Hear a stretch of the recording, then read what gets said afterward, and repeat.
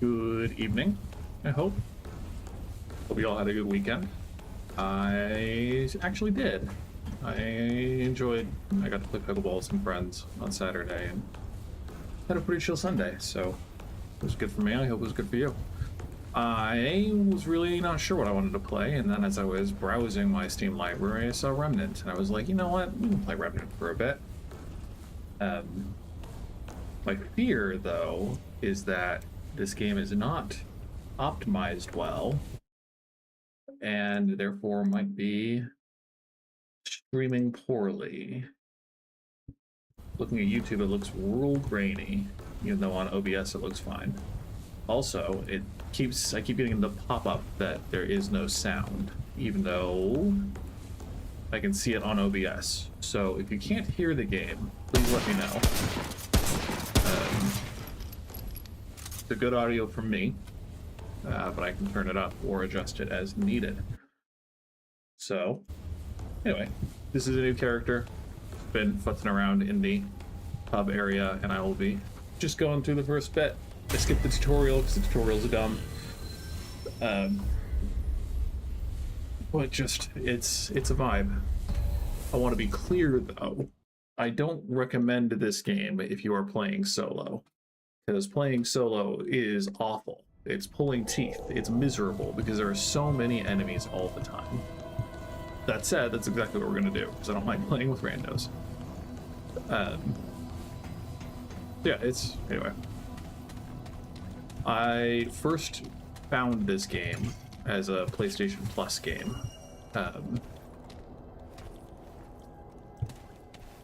And enjoyed it. And eventually got it on PC because I wanted to play with my friends. It's Alt to crouch because this game's weird.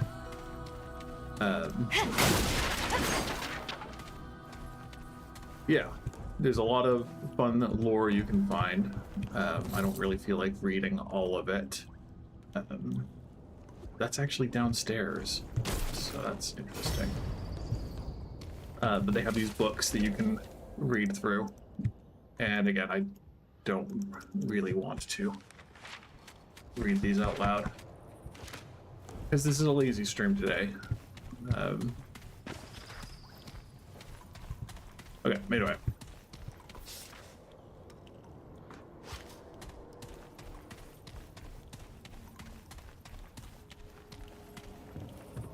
Gameplay-wise, this game's great. Here they come. It's so much fun. Shooting is a lot of fun in this game. When I first encountered this game, my original thought was, wow, this feels better, obviously, but like it feels similar to shooting in The Last of Us, which isn't meant to be like crisp and clean, but is meant to be punchy and meaningful, and like you feel it in good ways. And so I thoroughly enjoyed playing this through with my sister. It's best if you have 3 people, but 2 is more than enough as long as you're both working together. The hardest part is that you don't really get to heal yourself. One of the classes in the first game has an ability that can heal, but it's pretty limited.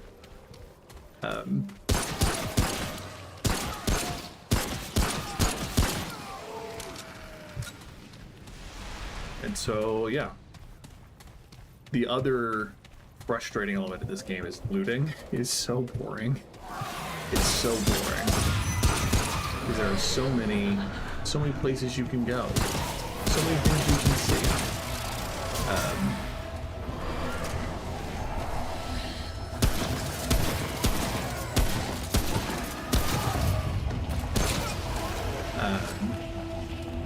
And the game doesn't quite punish you if you don't, but it definitely makes a huge difference if you do lose everything.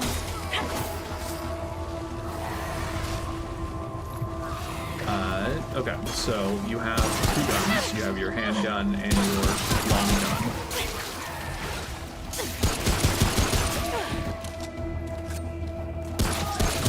That each have different ammo types, and as you kill enemies, ammo will drop. And That's the biggest, like... It's over. If you run out of ammo, you're kind of cooked. That's not what I wanted to do. So you gotta make sure to use your guns equally. And be smart. You have a melee attack, just not great. And getting close to things is a great way to die. Crap! Your character will say a lot of things just out of pocket. It can be very funny. And it's also a way to keep track of if enemies are nearby.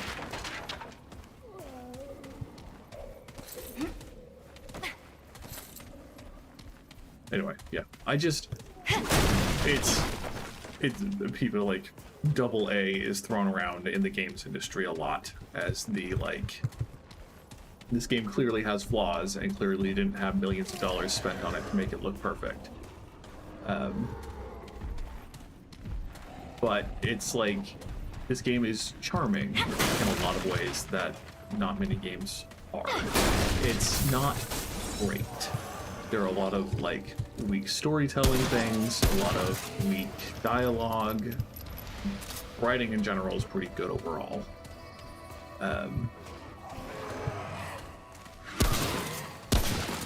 Enemy variety isn't the best.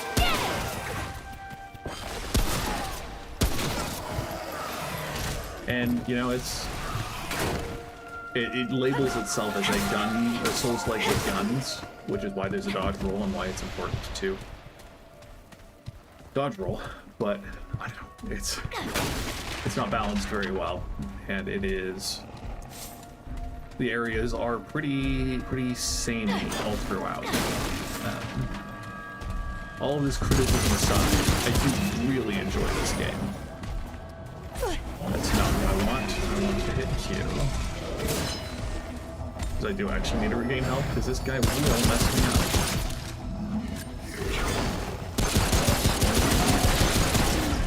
You go into these guys, because they chase you a lot. I don't know what his weak spot is. It might be his arm.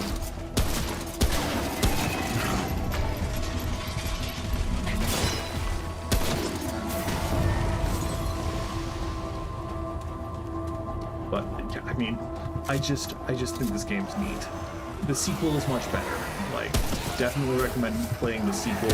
You don't need to play the first game. The story is almost irrelevant in its entirety. There's a couple of fun homages and references if you have played the first game.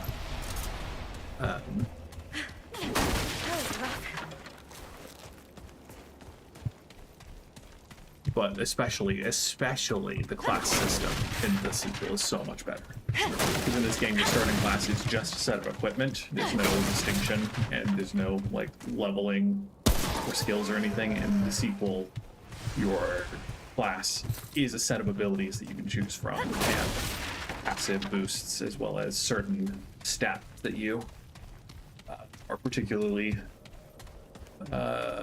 inclined toward. Also, just like graphically and design-wise, it's so much better. Anyway, okay, so that was all a fun detour. I got us a bit of scrap and a bit of money. Gonna go through here. What is it? Nope. There's a button Over there! to change shoulder.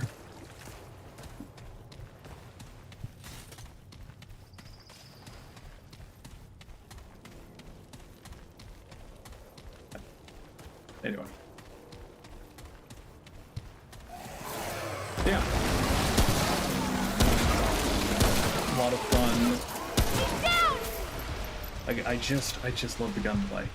I've complained in the past that there aren't many good like RPG shooter games, that they're mostly going to be either action RPGs or just like competitive shooters. Because like Overwatch feels fun to play with a shooter, it's fun. But I don't like competitive shooters at all because I'm bad at them because everyone else is better than me, and I don't mind losing that much.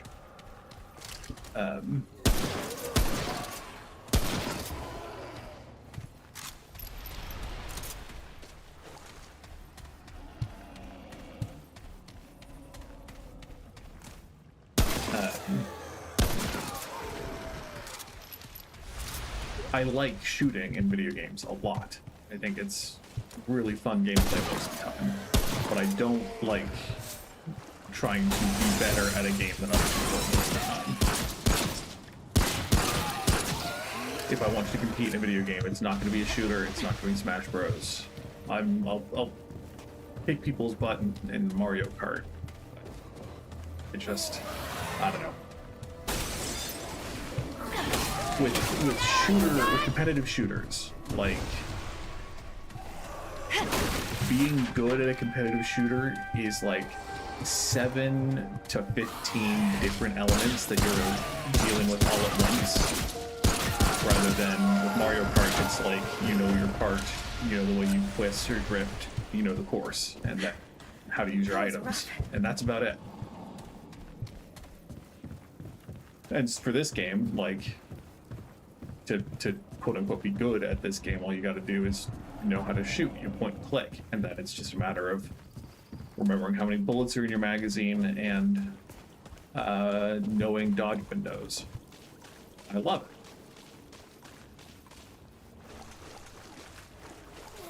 Anyway, not the most well thought out arguments here.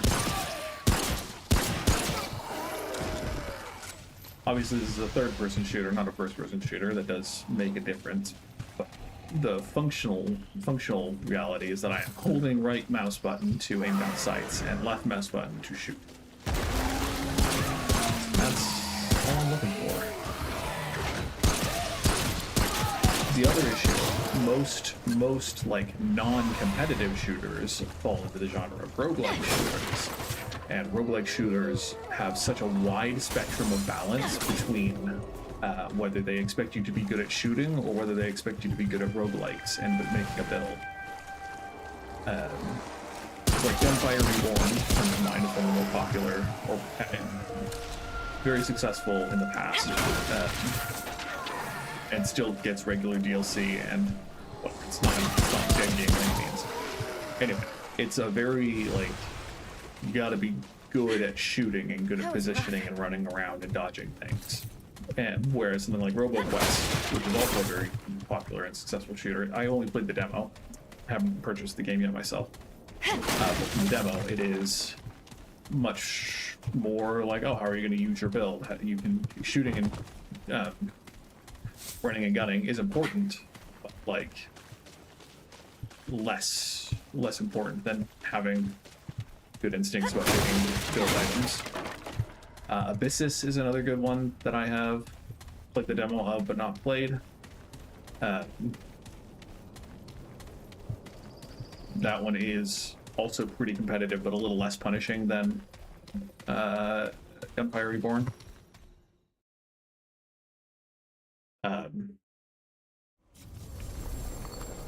Words are hard, I don't think. This game, it does have a roguelike mode and is roguelike in general.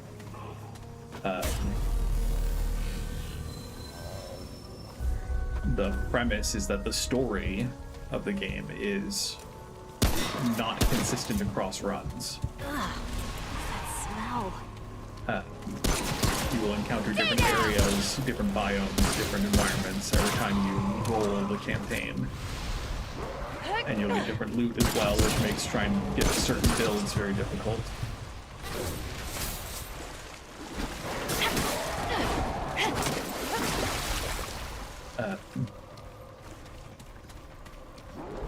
They iterated on it in the sequel, and they did well in doing so. Because each world has 2 different variants you can get.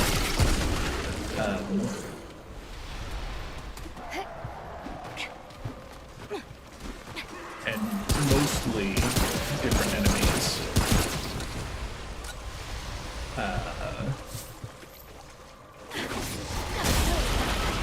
Lots of stuff.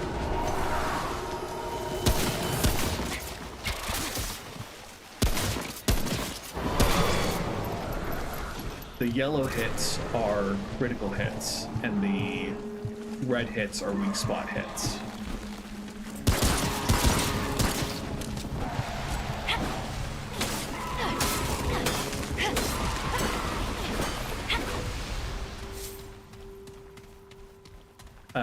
And you could there is damage drop off if you are too far away from your target.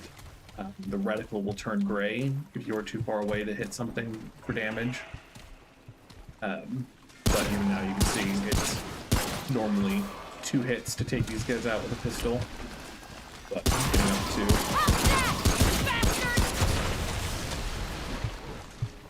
4 or 5, they're far enough away.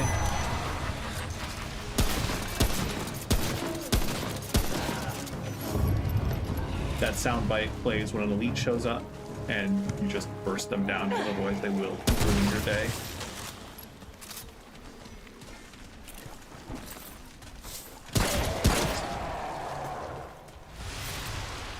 The spore guys, the area effect spores are pretty annoying.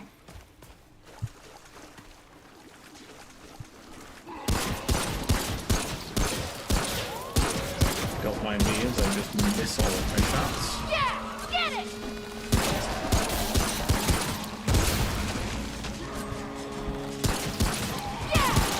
And yeah, like, the enemy AI is not good. They will just run into your bullets if you let them. So every level has a tome of knowledge, an item, or equipment piece, I should say, a trinket usually. And then some random number of chests that you can loot.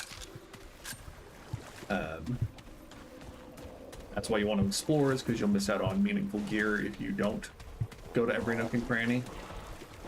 Which again, is kind of annoying.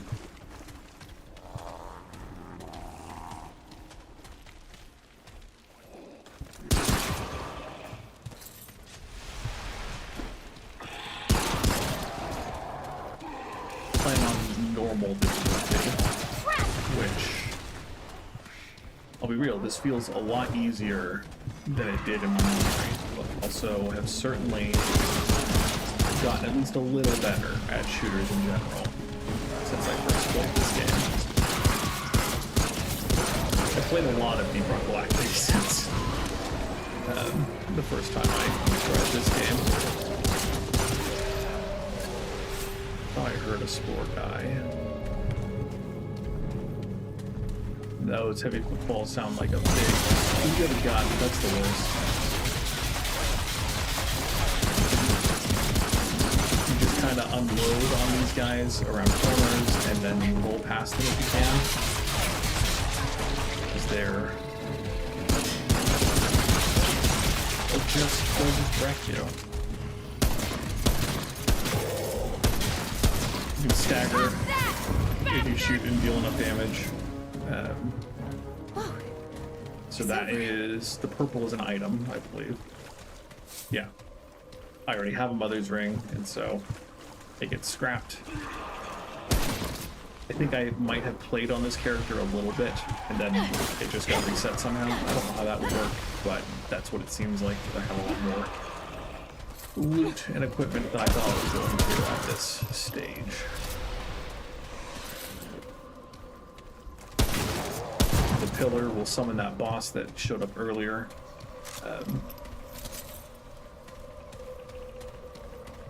Just want to clear out the area before attacking it again.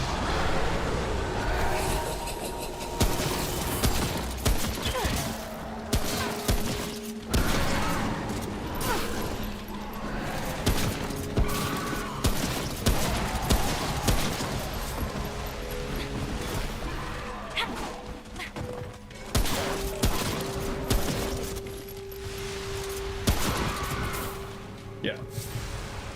I believe that Shroud is the end boss of this area. And so once we eventually get there, it'll show up as an actual thing we can fight. And it'll be a pain, if I recall correctly. Nope. I believe root rot consistently drains your stamina, so it's just a pain. Always want to avoid it if possible.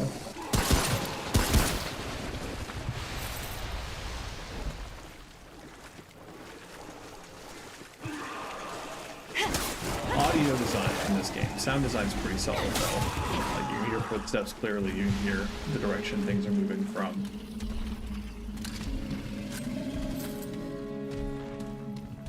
Like those heavy footfalls that another big guy. So let's go around the corner, let's heal.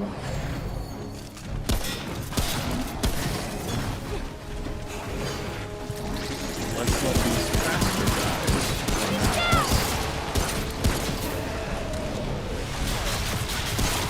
Take them out.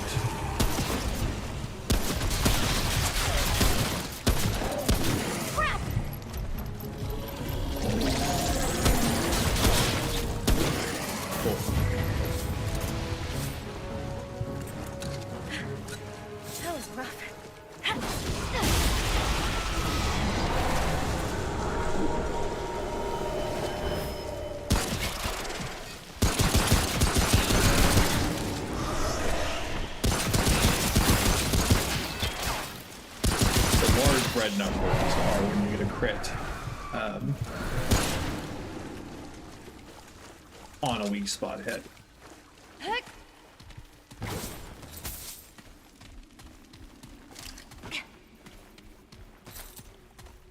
Or maybe we don't have to fight Shroud yet, because this looks like the way out. It's fine by me.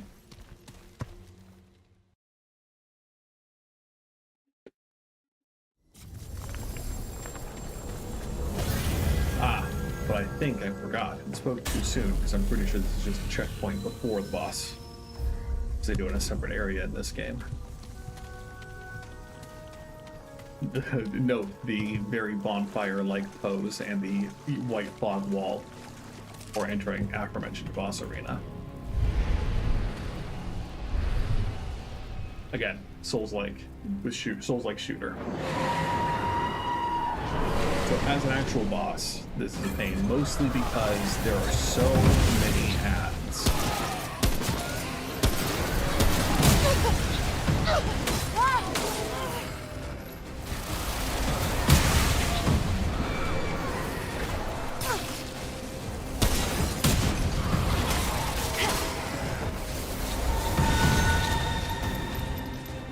And you gotta keep moving, because otherwise those explosions will keep happening.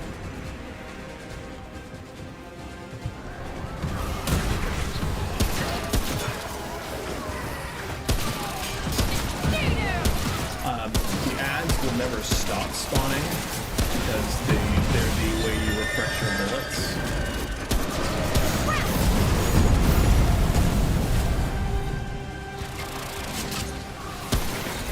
So then you just kill them when you have to.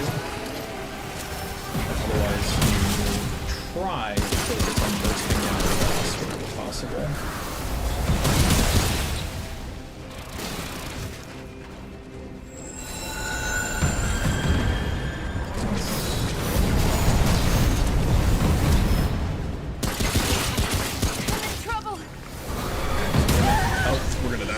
That's fine.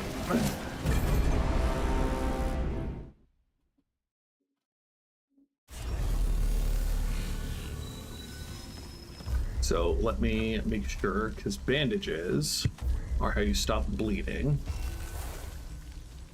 Bloodwort gives health over time, which is good to have. I was trying to use one before I died. And I think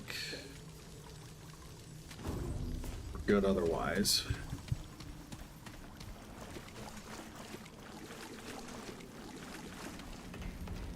With multiple people, it is significantly easier because, you know, aggro. It's not only attacking you.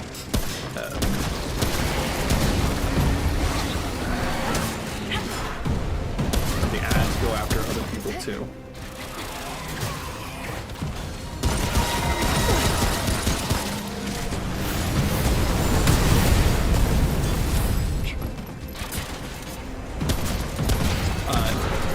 unlike in many other games, when you're reloading or rolling, you continue to reload through your roll. Out of there. Yeah, that was greedy.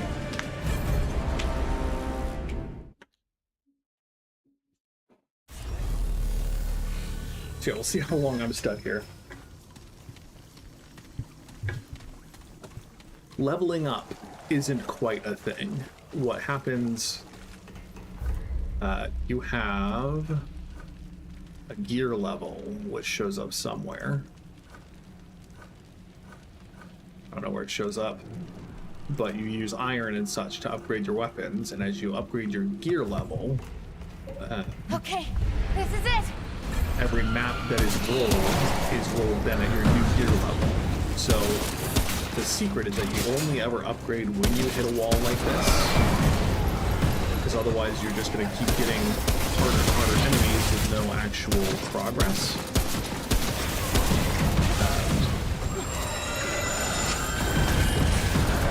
And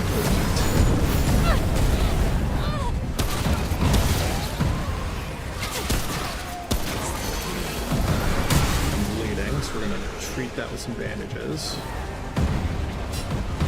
We're going to down a blood rot potion and just try to passively heal a bit. We need to keep running. What does he do? He stops running right when he hears that noise. Got to heal off though.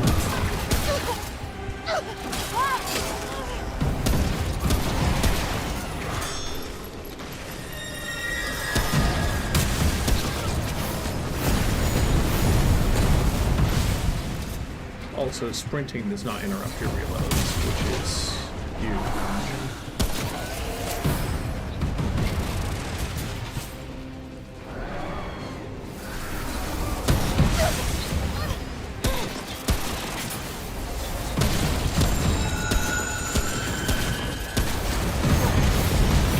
Cool. That got there. I believe the ads are still around. Something is still causing these explosions.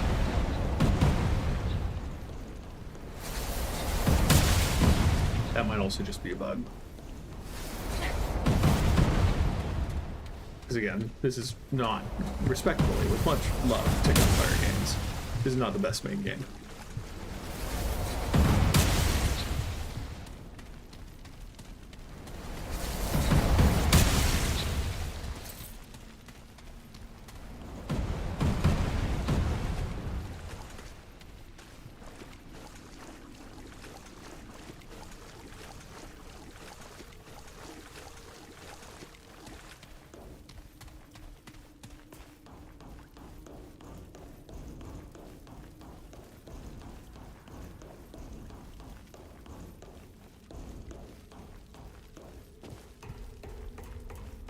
Chest.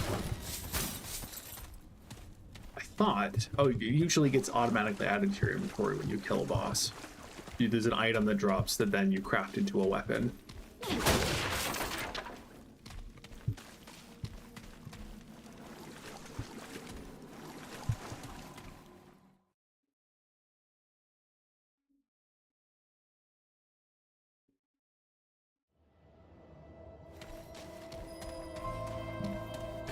Then you come out.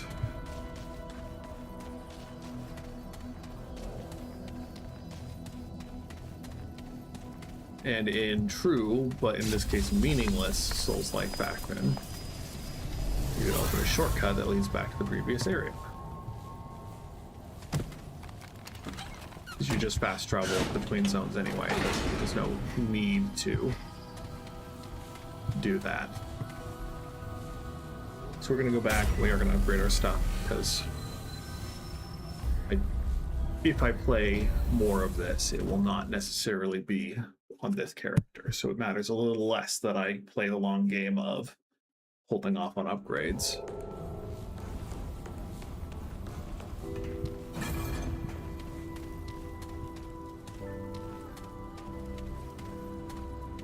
Upgrades are over here. No, they're down this hallway.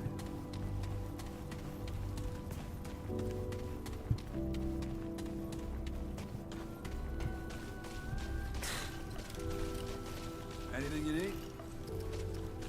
To see your wares. So all the other classes' weapons are available to purchase if you want. I like the hunting rifle more than the sniper rifle. The sniper rifle's a lot of fun, don't get me wrong, but being able to fire more quickly is, in my opinion, a little nicer. But we're gonna upgrade our pistol a little.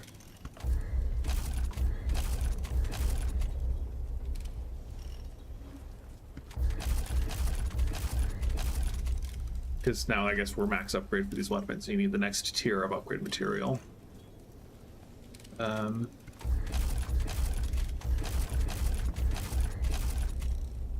So long. I don't know where it shows my gear level. I'm not in the mood for chat. And then Edgy Angsty McCabe here All right then. will sell you stuff. These are the other sell you weapons and other class mods that you usually get when you craft, or you get from crafting. I've got work to do. Boss drops. Yeah.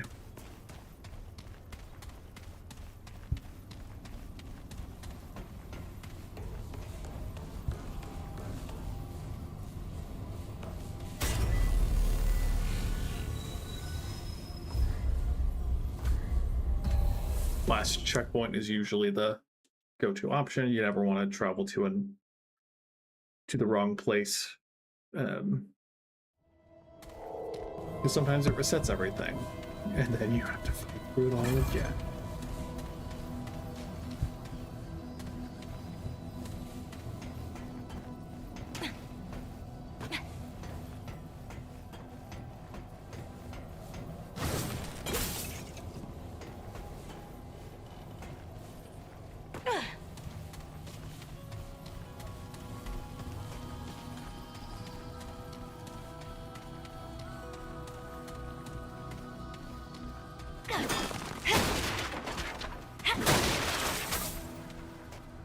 Grab his money, by the way, if that wasn't already clear. So my previous critical headshots were at 150, now we're up to 260, which is convenient.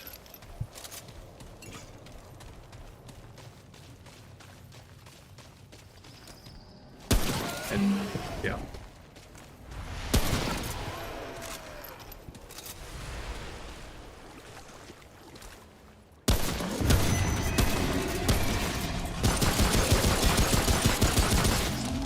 Being able to just dump magazines of pistol ammo is nice too. That's not what I wanted, but that's okay.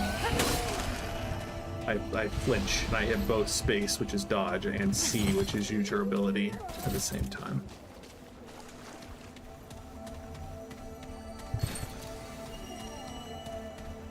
Or X is usability, anyway. Not bad.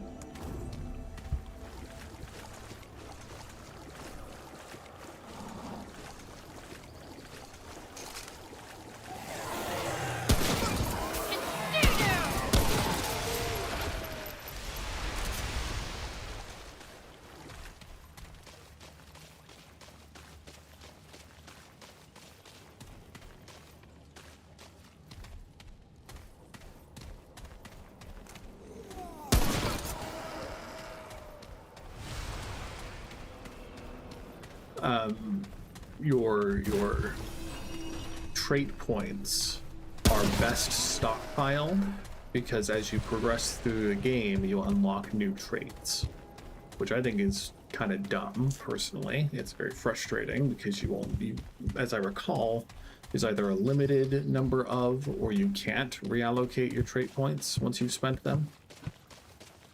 And so it's best just to hold on to them until you get a trait that you want to upgrade.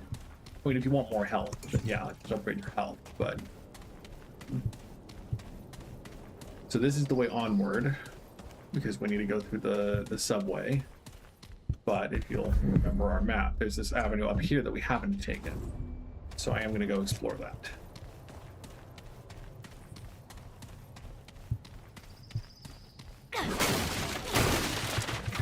You don't have to break all the breakables. I just do so because I like numbers going up. They obviously don't always have scrap and iron and whatever, but sometimes they do, often enough that I choose to. Hope for it anyway.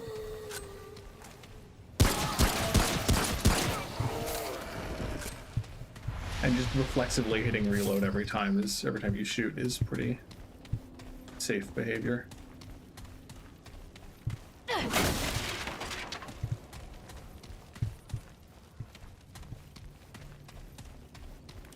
Every overworld map has always at least one, sometimes two side tunnels you can go through, side passages, which will often be just a one room dungeon essentially.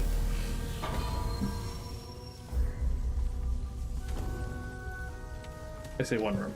One. That smell. Single event area. So this is a trader. They ain't listening. He's listening. No, they ain't listening. Where'd you come from? I think he tries to kill us. No. No. Yep. Right as acid rain, yeah? Yes. Okay, goodbye. Nothing. Nobody. Just a host. Just a host. Just... Shut up! Voices. It's the voices. Millions of them all connected, all seeing, all talking over each other until they speak as one, and then I can't. I can't. What mask? I ain't wearing no, I don't know. Don't ask. Forget. Yeah, forgot everything. I forget nothing. The oak is all. Oak is all. The oak's watching, huh? It's always watching. 1,000 eyes, mouths whispering, waiting. Whisper. No, I found nothing, saw nothing, hear nothing. But whispers. You gotta go. Don't wanna. Don't you make me. Don't ask again. Here's what I have. I don't need it anymore. Sure. Yeah, they usually have too much, but it doesn't hurt to just buy iron. Yeah, fine, but just keep your voice down. The whole premise of this world is, this game is that the root appeared on Earth sometime in like the No, hell no. 1920s, 1930s era. That's why all the guns look old or sci-fi. And it's a bunch of plant-like beings that then also sometimes infect people. So we can kill this guy. If we ask him for the mask, he'll attack us. But I don't really want to kill him, so we'll just go on our merry way.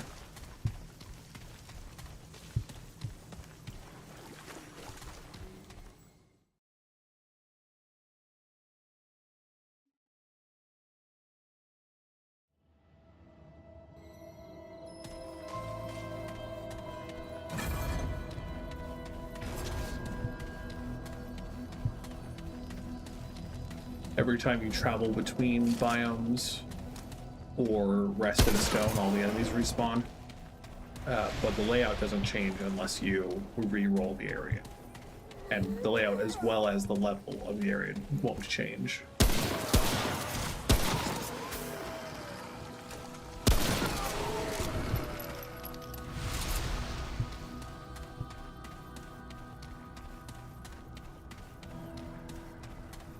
That's why everything is, abandoned. There are a couple of anachronisms, but otherwise it is sometime in Earth's history, everything got shut down because of the root invasion.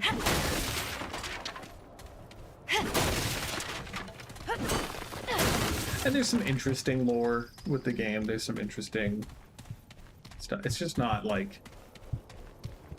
It's not worth writing home about. It's not worth fixating on too hard, because there's just not that much.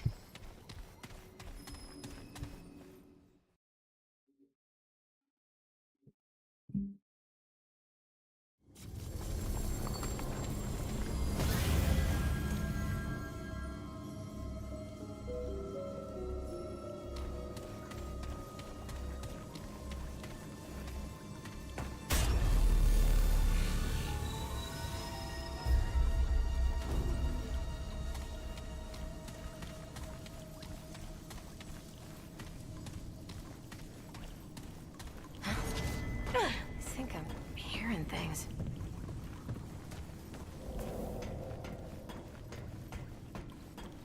Here, there are a lot of enemies that cling to the ceilings, otherwise make nuisances of themselves. Yep.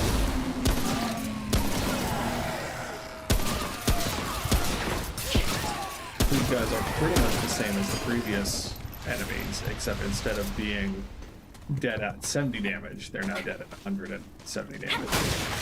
So this is this area has reacted to the level of my gear. But also isn't dropping forged iron, so we are now pretty much stuck fighting enemies of this difficulty. Gunslinger's ring.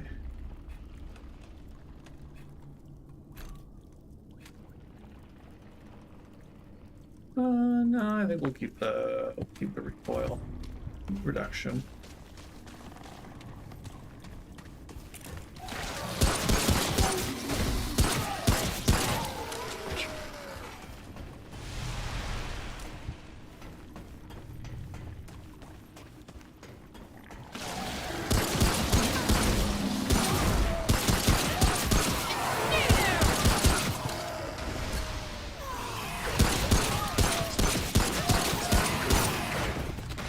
Most things can be, most meaningful little medium tier enemies can just be strafed around.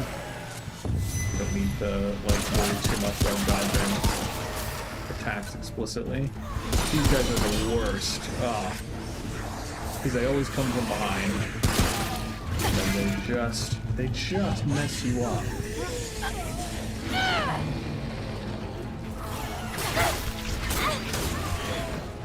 Let's pop a heal.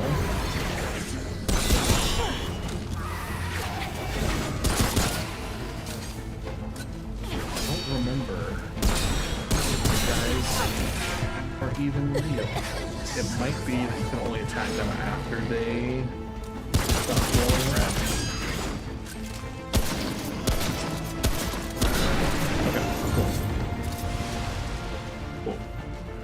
Okay, cool. Cool. That was rough.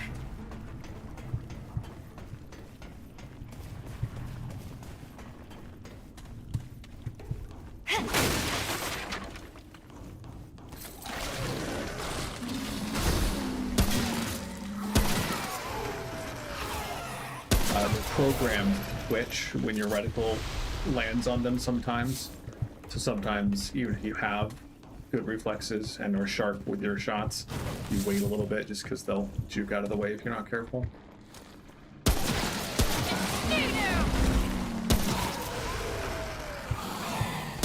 If they're doing another animation, they usually won't interrupt it. But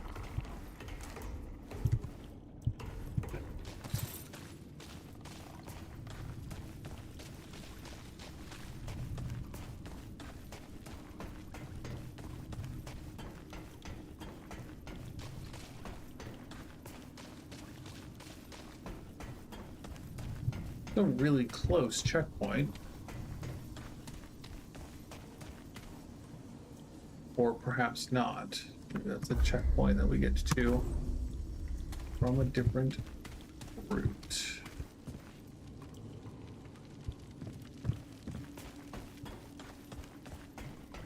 These ones will explode if you shoot them. They're like red barrels.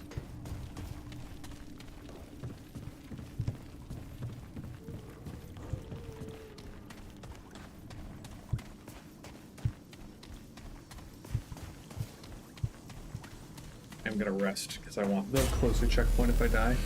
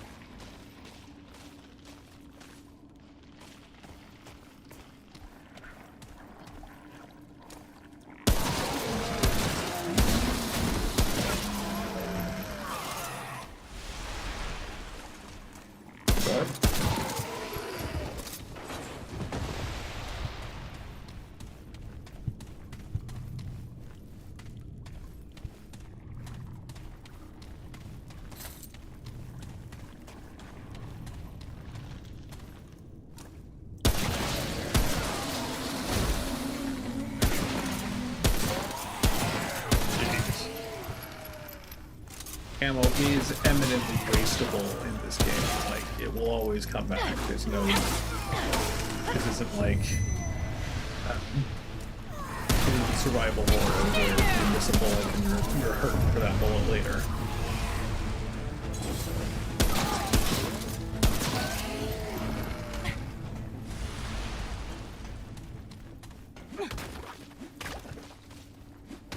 And mantle that, that's done.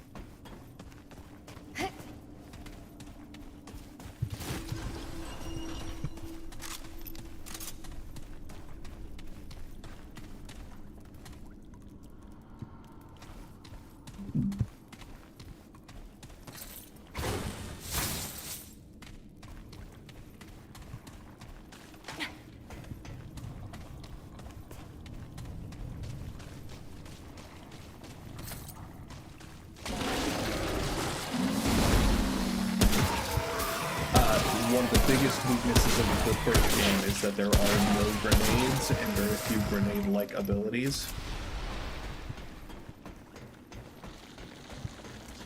It does get rectified in the second game, but for the closest you can get, there is one perk that someone's a dog that will fight with you.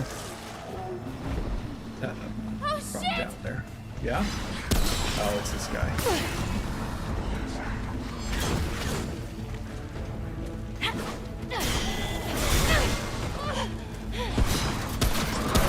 So I don't have to get caught by him. That will at least trigger something from him.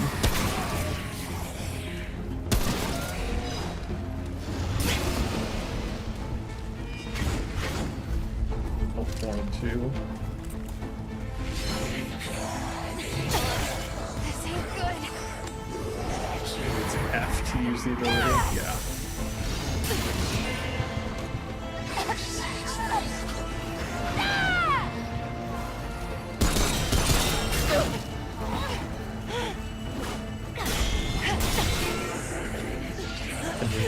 Can we drop the red aura, please?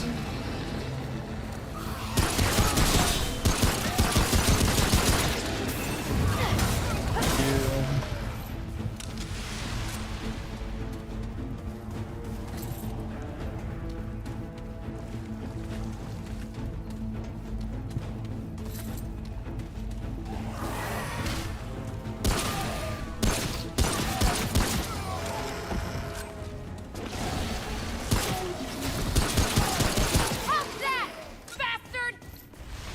Just love hearing them say that. Gets me every time.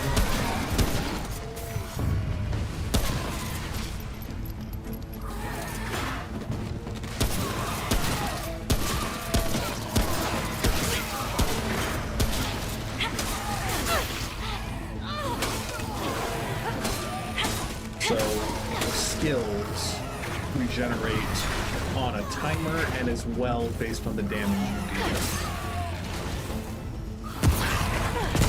This one is the kind of a grenade. It's a lure grenade. It's like, I think it's called a rattler or something that then just draws aggro for a bit. So we got targeted by something.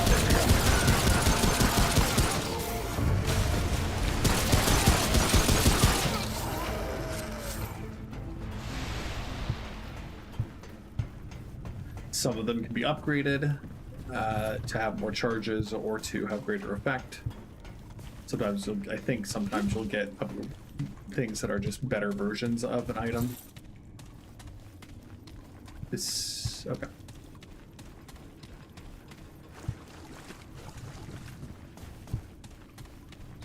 It's just where we'd be if we had fallen down. So worth walking around and looting, if nothing else.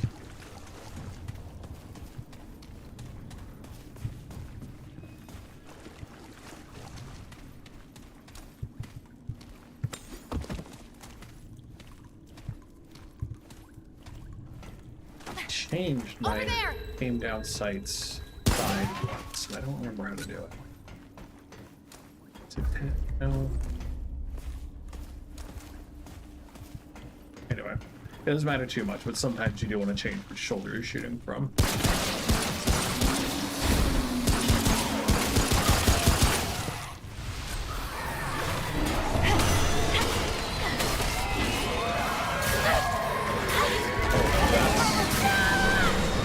That's a lot more damage than I was expecting.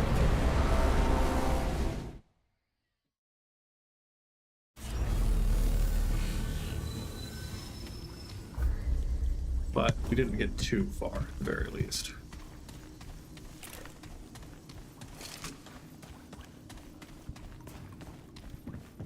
Loot does not respawn, which is good and bad. Great, more bad news.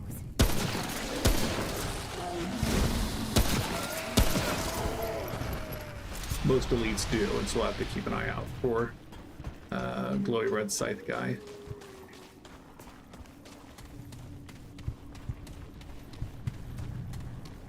But a la Dark Souls, all the enemies do respawn when you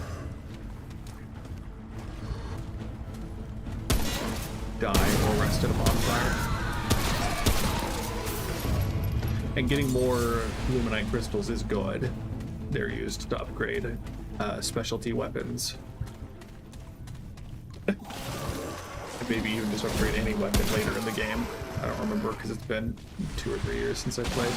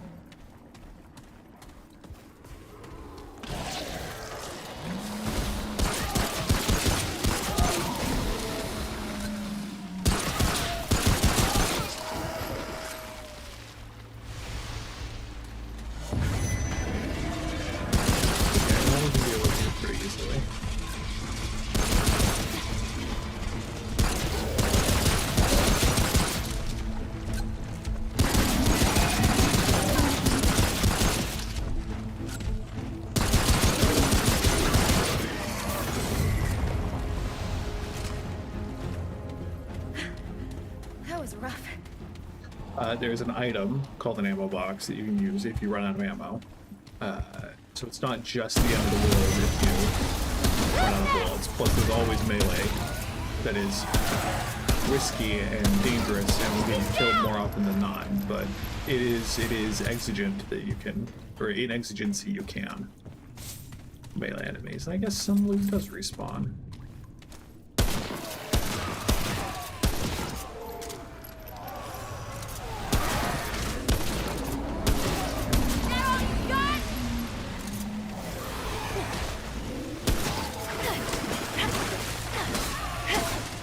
In Remnant 2, there is actually a melee class or two. Like, it's a viable build to play almost pure melee, which I think was a great addition. In this game, it's definitely more last resort than functional strategy. Like, you can, and it'll stagger most small enemies. But if you're swarmed, the AoE isn't great.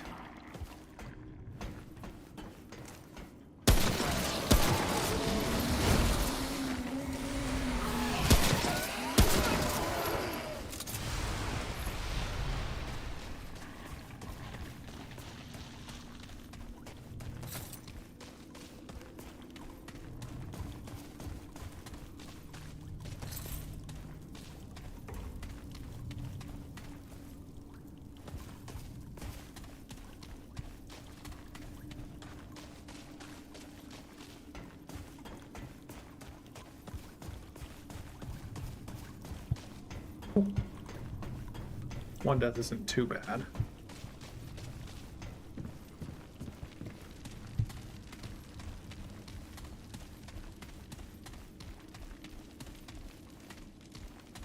I'm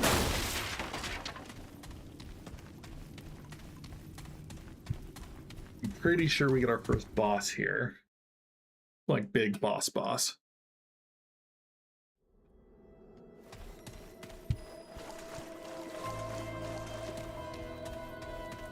If not, then it's just another small area. Oh, okay, yeah. We don't get a boss here. We get a little fight arena, and then boss next. This fight arena is very difficult to do. Especially solo. So we'll do our best.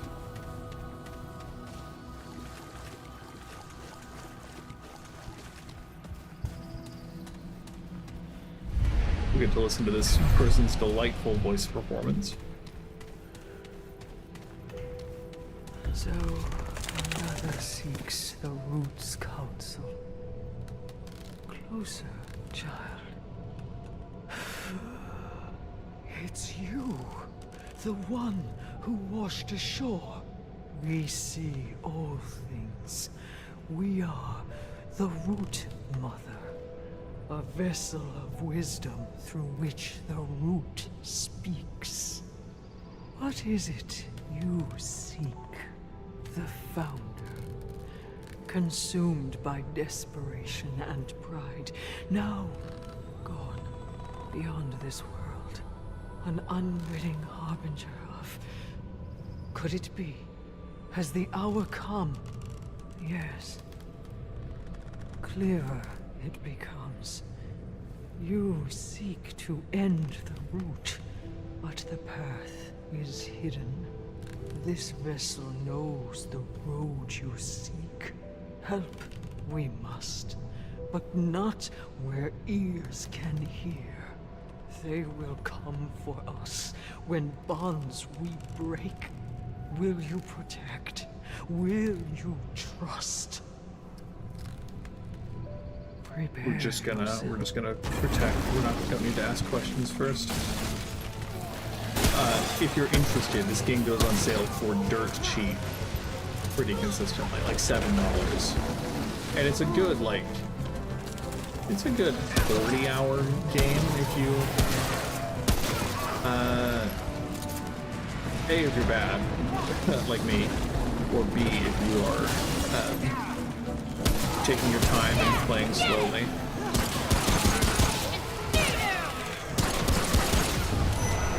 We got an elite. Fight on! The encounter ends and she takes too much damage. You can see her health bar underneath the little quest dialogue. Yeah, get it! And the timer is not the bar, which was confusing the name when it first did this.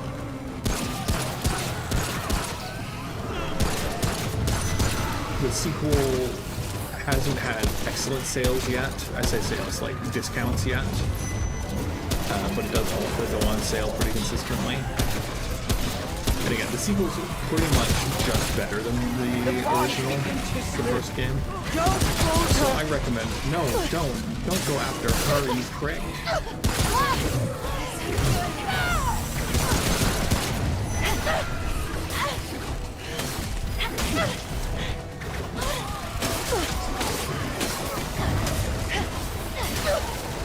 Stay down!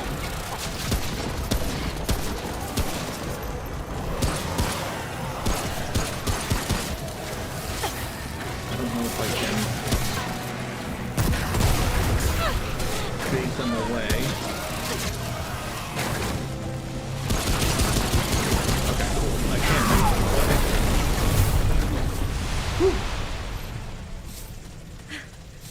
That was rough. But yeah, like if you enjoy shooters and want to play a shooter that is not just competitive and not roguelike, then this is a really good one. Big fan.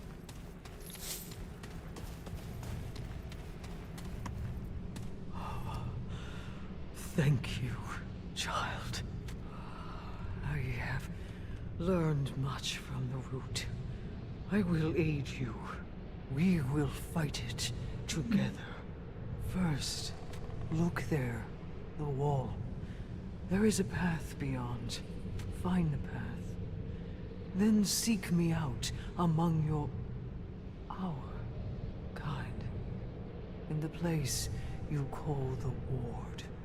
I know the way. We shall meet again. You always get one full trait point, I believe, when you complete the level, and then you often get a new trait when you encounter someone new or fight a boss. This journal is her journal, as she is getting enveloped by the root, which, again, I'm not planning to read per se. But down here, there's a weapon that you always want to pick up. I think it's either a shotgun or a sniper of some kind. It's possible I already have it. Nope, it's a sniper rifle.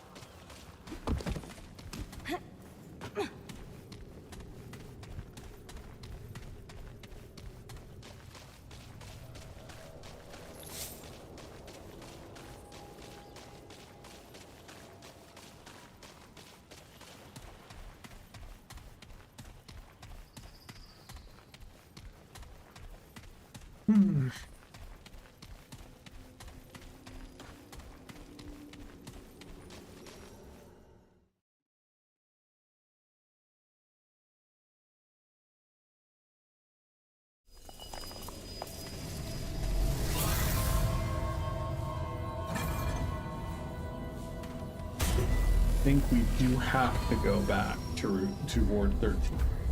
Excuse me. So we will go do that and talk to her. Everyone is skeptical because she's gonna betray us. Anyway. Spoiler alert, she doesn't. She's chill. And she upgrades your Estus flask variant. Greetings, child. You have arrived at last. I feel much more myself. And less. No longer root. No longer human. It is age you seek. A road you pursue. You must find the one they call Founder. He alone knows the path you seek. But to find him, you must first open the labyrinth. Look to a great shimmering light in the sky. The path to its source is protected by a monstrous root creature. Slay the beast, seek the light beyond, and the keeper of the labyrinth will make himself known to you. Wait. One more boon I can offer to fight back against that which would erase us all. You carry a piece of the dragon's heart. I can improve it, make it stronger. The root is selfish with its strengths, but with this, you may stand a chance. Great forces are wielded among the worlds, but they need not be exclusive. I have lost much. A simulacrum is dropped by some boss monsters. To fare at all is well, child. I don't need other stuff, I don't think. Well, this person is a scavenger. You can buy scrap off of them. Rambling on about... Well, anyway. But I can't get Till much next iron, time. so it doesn't matter.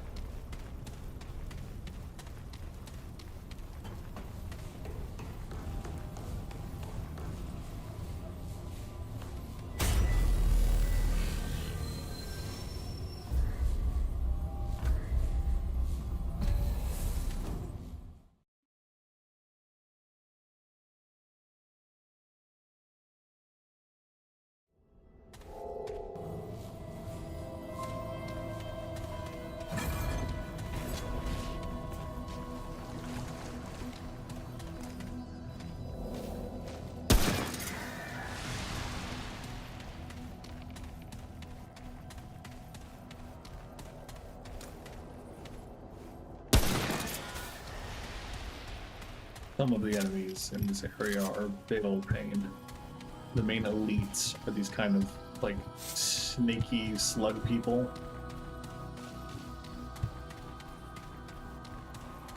That are just the worst.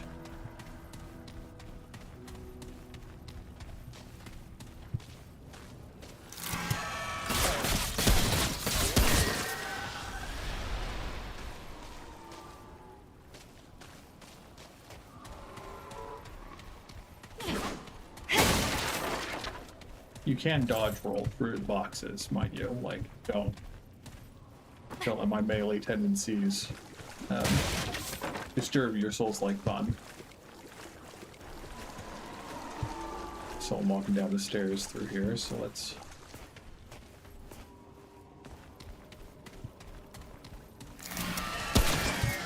be ready for that.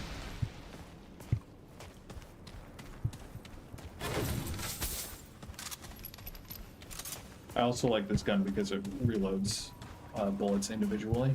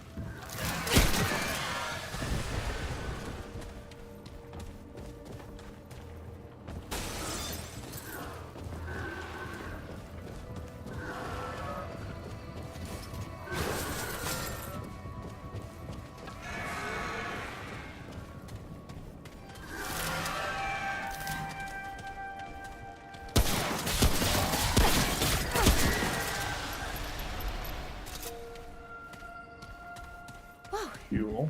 It's over. Can I jump out the window? Okay, so it does hurt. But at least they let me do it. So you can see that paths will connect. It's kind of just meant to be downtown city. This brick.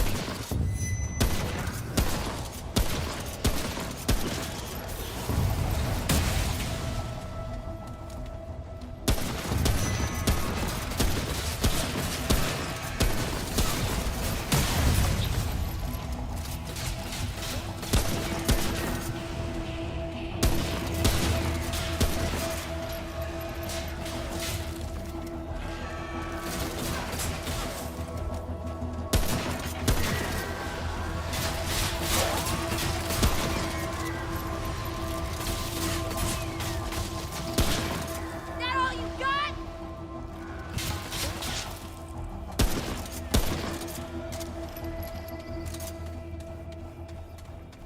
Whoa. Maybe it won't. It's over. connect. Yeah. Not planning to go all the way back around. We're gonna get to the boss if possible.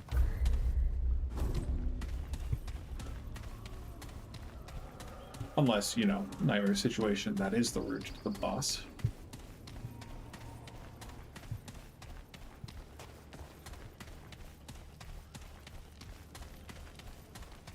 This is probably just a side path. I don't really need too many connecting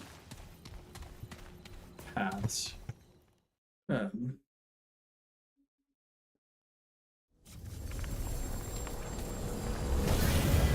maybe it is.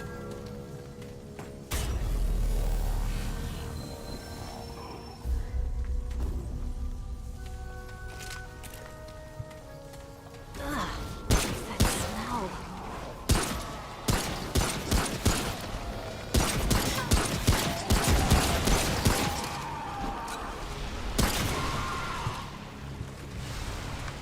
Heck. Often, this is completely tangential to the game, often Nintendo will announce their updates to their online emulator games at the beginning, near the beginning of the month. And so I am holding out hope that they will announce new GameCube games that would be fun to play on stream on Mondays for a bit. Really, I'm just waiting desperately, impatiently for Pokemon Coliseum.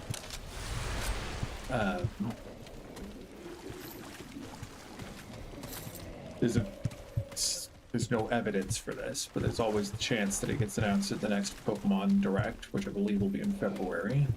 There's almost always a Pokemon Direct at the beginning of the year to say what's coming out for the rest of the year.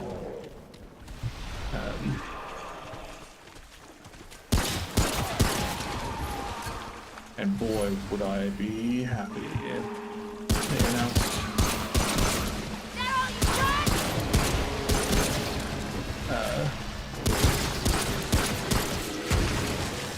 Gale of Darkness and Coliseum for the emulator. Absolutely shut.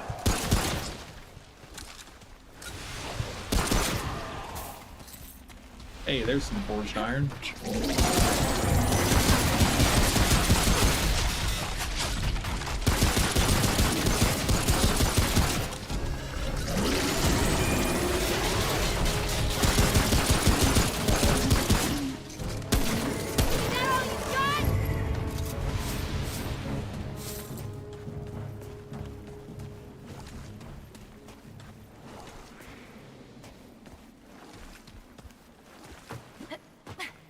I wouldn't hate having that game to stream on Mondays. I'm not gonna keep playing this game, heaven forbid. My friend, Dalinar's Blade, the mod that I sometimes play games with, depending on his partner's schedule, might be increasingly available due to a change in how his work wants him to do his work. Might be increasingly available so we do more fun co-op streams. Which would be a vibe.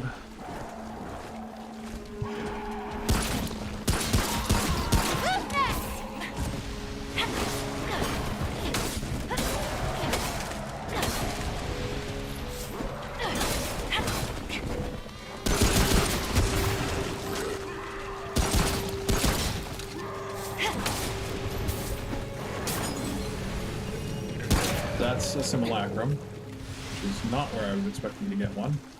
But we can go upgrade our Dragon Heart to Estus Flask, whatever.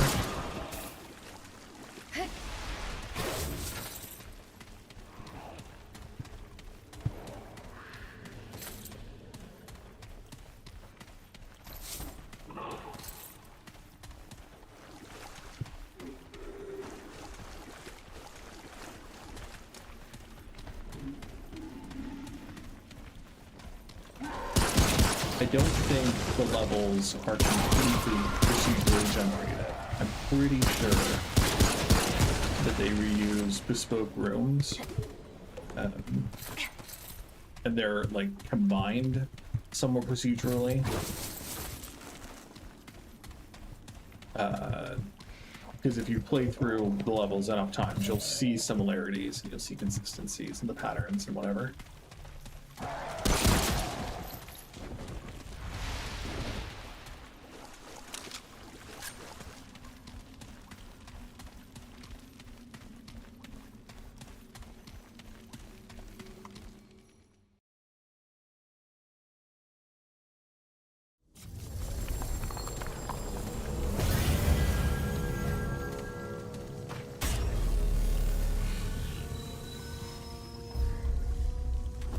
Travel, so you can get our butts kicked by this boss.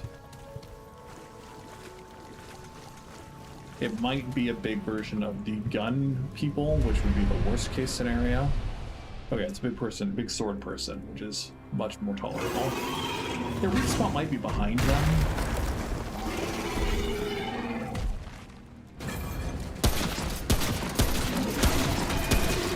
Okay, you always want to let into it.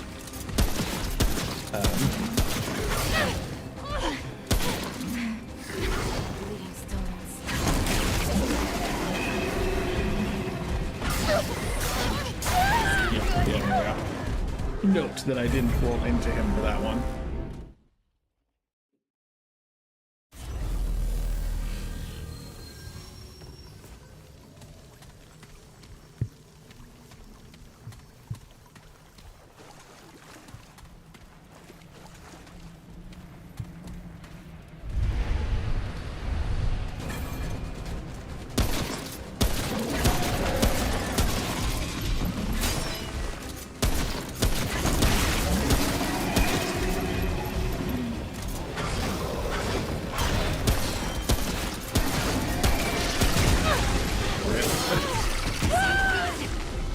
Yeah, I did not check my corners there.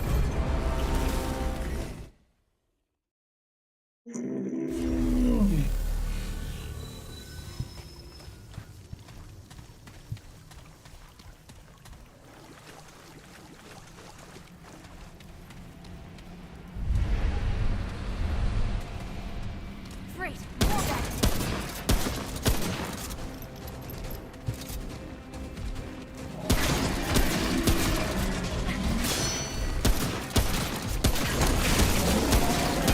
That might mean that he's spawning other enemies.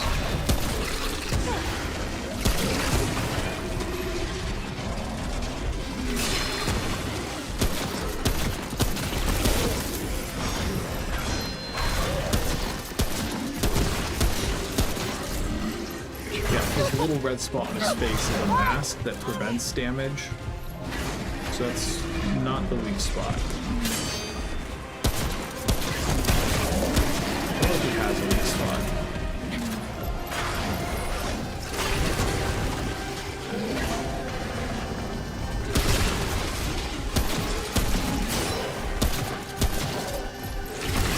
Good. Crap. Oh, we got blood. Okay. We use a bandage. Take a heal over time item.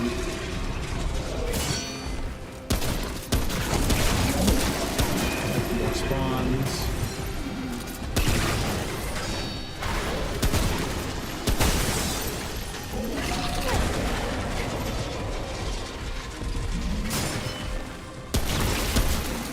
More spawns.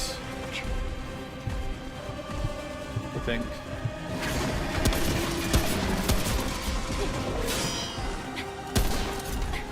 Jeez. That's more spawns for sure. But I think... Maybe not. There we go. Hell yeah! Cool.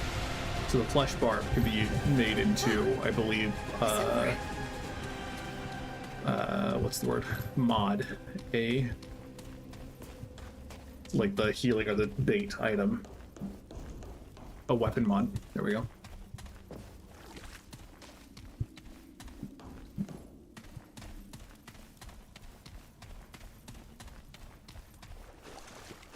That is a chest.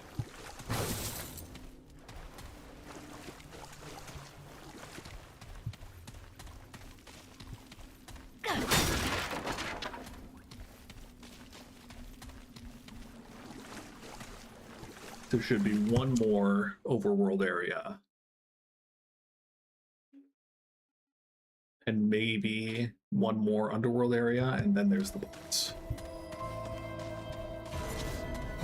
And each world has one of two bosses that you'll encounter.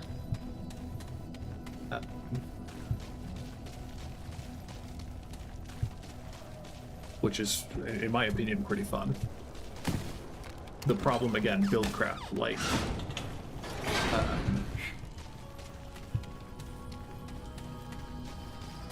there's no guarantee that you'll get a certain item or weapon in any specific playthrough. And that's sometimes frustrating.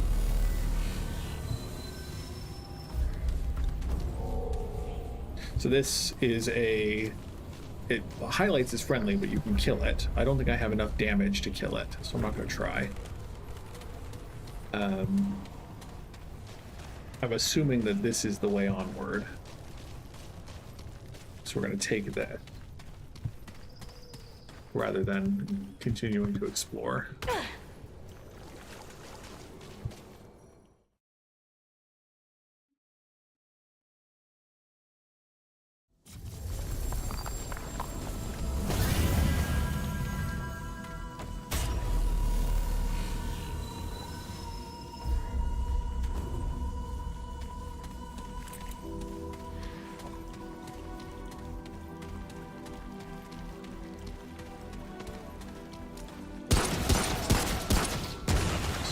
Field. This might not be the way onward. Stay down! Yes, it is ship. Dang. Hasn't specifically mattered yet, but good to know.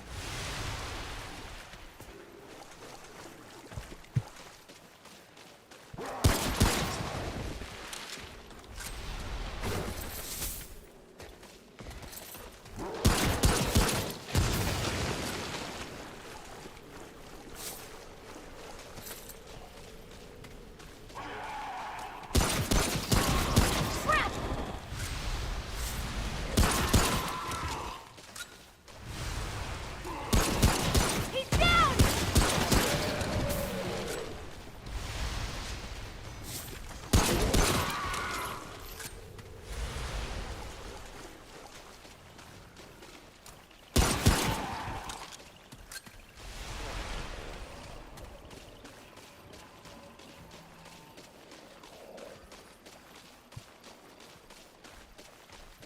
There are some really pretty biomes in this game. They're just not until the end. Even then, only one of them is really pretty, and the others are more interesting than pretty. But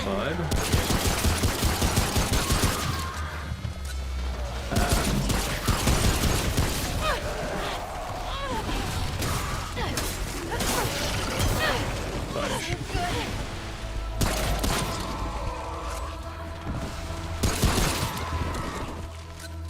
Just gonna use a full health. Okay.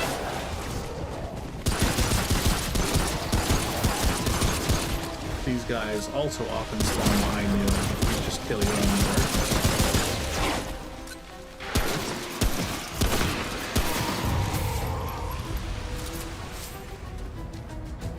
Whoa. It's over. But again, many things that were frustrating about the first game were fixed in the sequel. So definitely recommend, even if this doesn't seem the most fun to you, the sequel's going to be largely the same, but much less clunky and much more in-depth character building.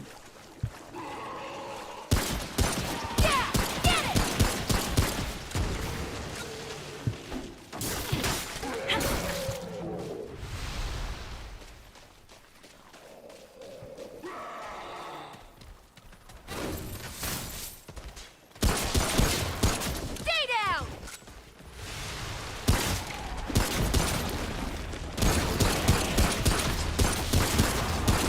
Not every enemy is root.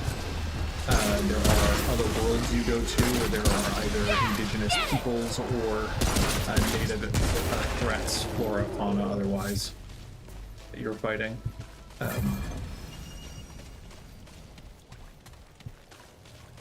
There's a safe house somewhere around here. Oh, shit!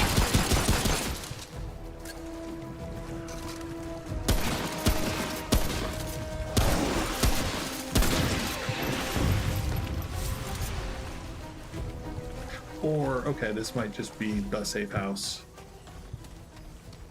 here. Yeah. Okay, so this is not the way onward.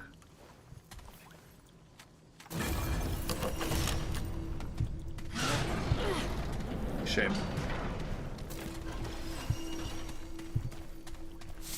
But loot. Hard to turn down the siren call of loot. And an assault rifle. Pretty big fan of the basic assault rifle.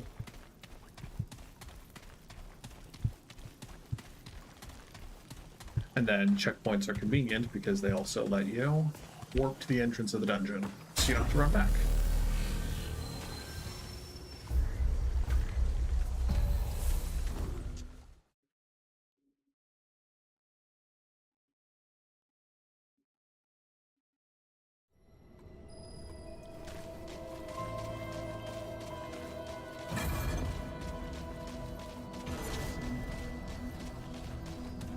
So that means, I'm guessing, we're going south instead of to the west.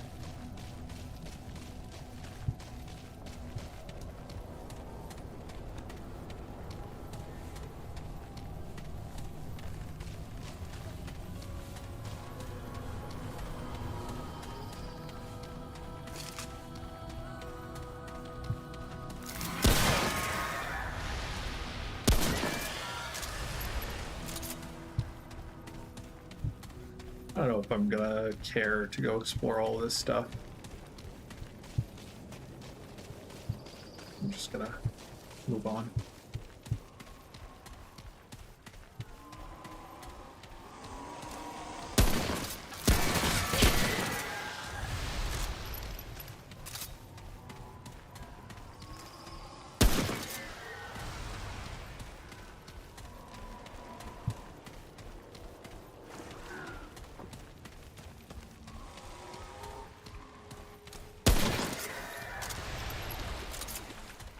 Again, I might be wrong, but I'm pretty sure there is another stretch of city before we fight the boss.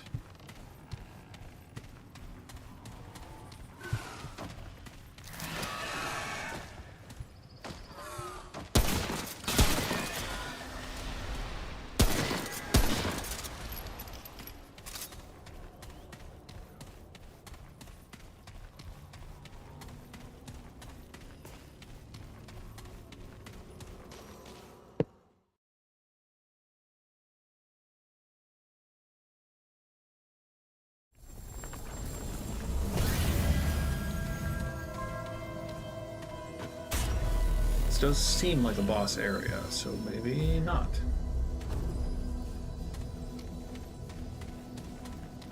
Yeah, okay, cool. One of the bosses I'm confident in my ability to beat pretty consistently. The other boss is a bit more of a pain. It looks like, I'm pretty sure this one's kind of a pain. The ads are the annoying ones that roll around rather than just run at you.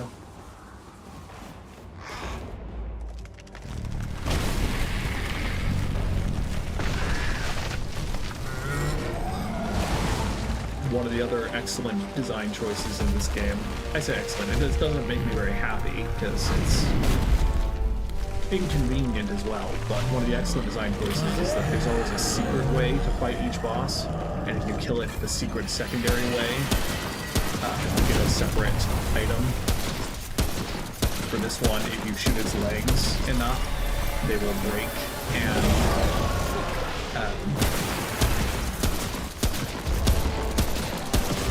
it will fall down and start crawling at you. You might have to shoot the little spot on its feet, specifically when it does that stomping.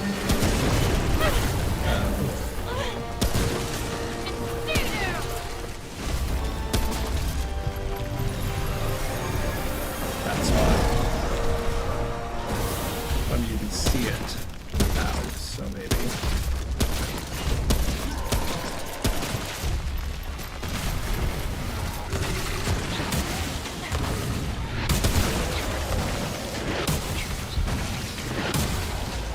The weak spot on its back there while it's shooting.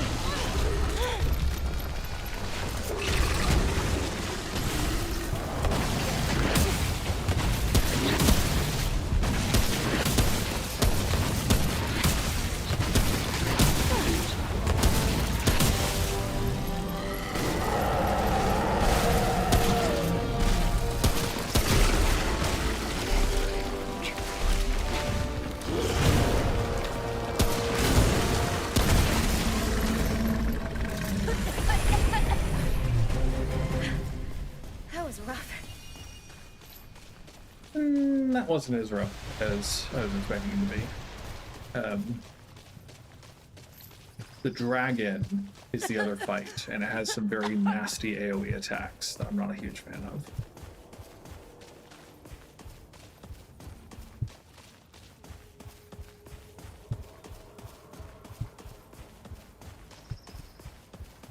But yeah, each boss has a secret win condition. And it's kind of fun.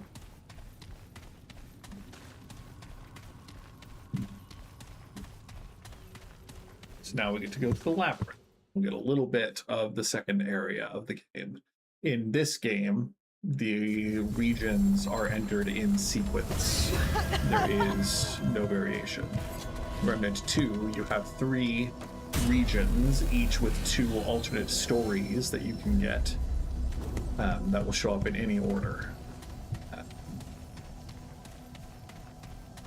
And then the final region, as I recall, is set. So here's the labyrinth. We didn't need those buildings anyway.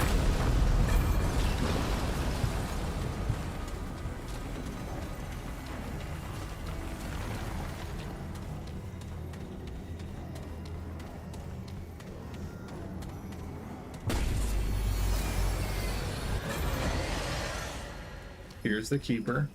Kind of a prick.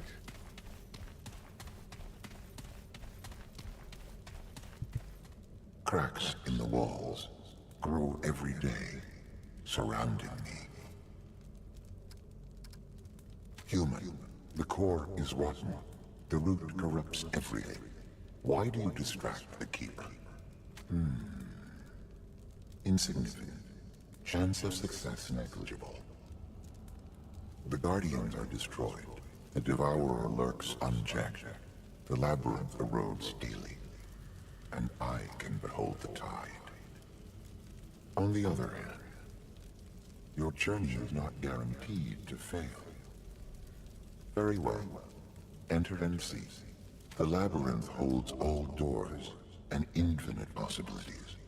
If the path you require exists, it lies within. This is the maximum help I can provide at the moment.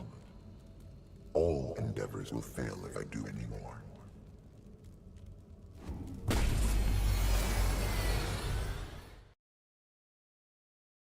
Again, there's mildly interesting lore that you can encounter if you go through dialogue trees.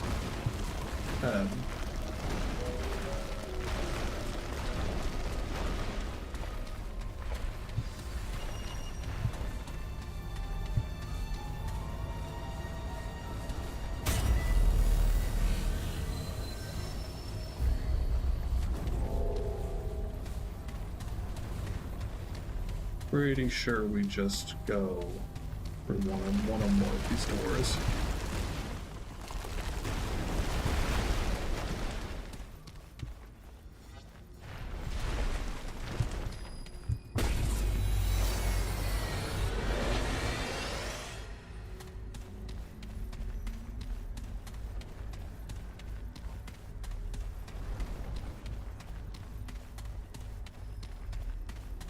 Eventually find a key that connects to here.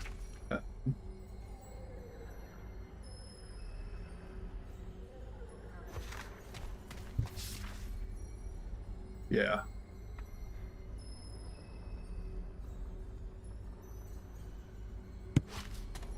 And the notes, I believe, are written by Ford or other people, but Ford has written at least some of them because he's trying to find a way to save Earth by going to other people's planets.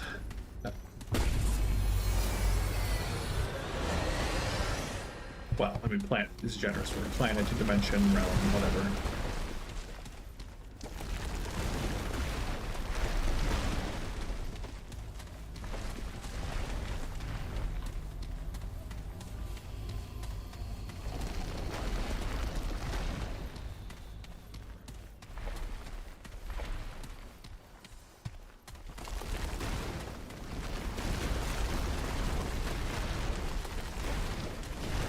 Find a journal here that is Ford's, I believe.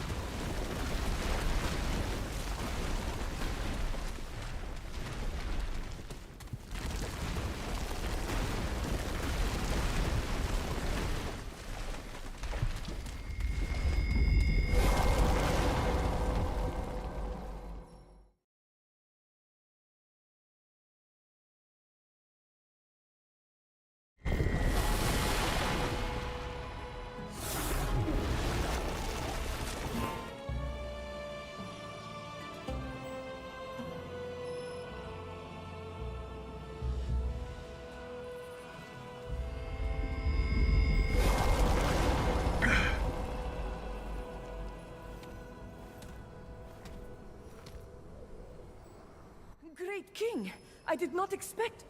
You? You are not he. Yet you have opened the gates. A second Nui? It must be... Forgive my confusion, unheralded one. Speaker of the word. Herald of the Guardian. Yet I thought... Are you not Nui? Yet they opened the gates. Only the Nui can... Could it be? Is it time? I only speak Drudar. Perhaps a smattering of Buri. No enlightened one. Only Drudar, the ancient tongue, is spoken in these lands. Your sublime feet honor the sands of the eastern wind, I itinerant believe they one. come up with a new Whatever name for your you every purpose, time, we are blessed by your which is presence. amusing. Surely there are none like you, inimitable one. At least, I have never seen your like. I know none of that name or description. There is one who might know, but he is not one to give information willingly. Except, perhaps, to another Nui. Yes, yes. Perhaps you are the one after all. You seek Aslan, the Undying King. But I warn you, challenging him will not be easy. Take caution. Go well, enlightened one.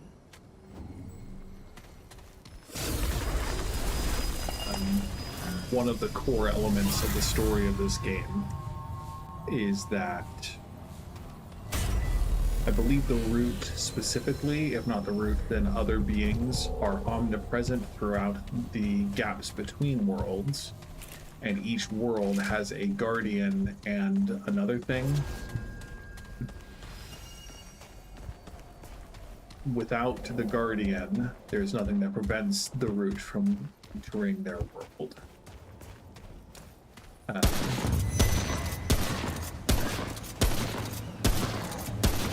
Aslan, the Undying King, asks you to break into another world and steal the heart of their guardian because this world's guardian dies. And so that's one of the only choices you get to make in the game that has absolutely no bearing on anything except your own moral compass, is whether you choose to kill the Undying King once you learn what he wants, or actually go get it and avoid the fight. The fight against the Undying King is kind of a pain, especially solo. But we're not gonna get that far for sure, so don't have to worry about it.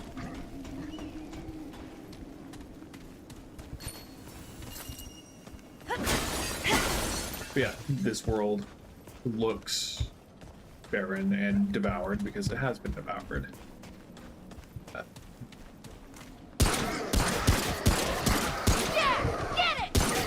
You can break their skulls, but I think it's more efficient bullet-wise to just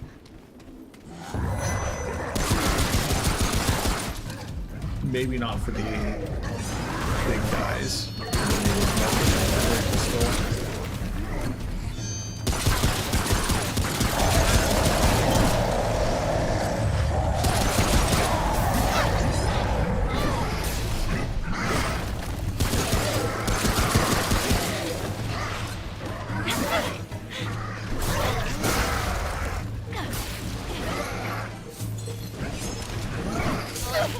This ain't good.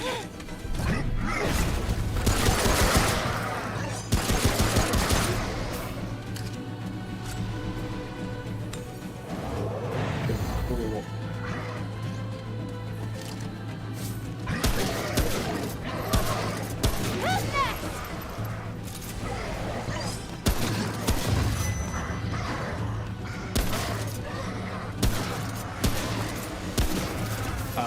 Yeah, the caster. We love casters.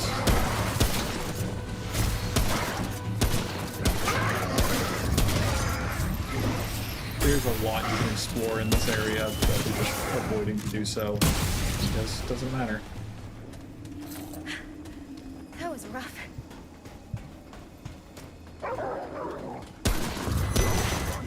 Oh, dogs are the worst. In true Soulsborne fashion, dogs are the worst.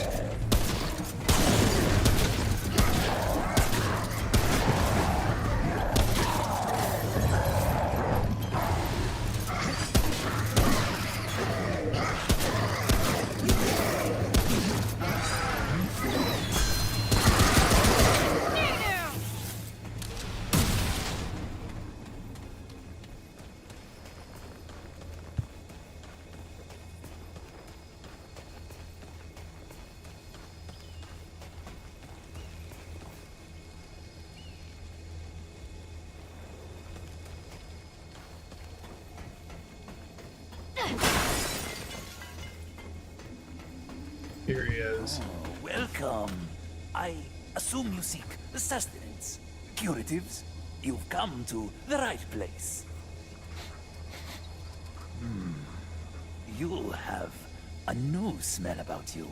Not the wastes, nor the citadels. Where are you from, Fred?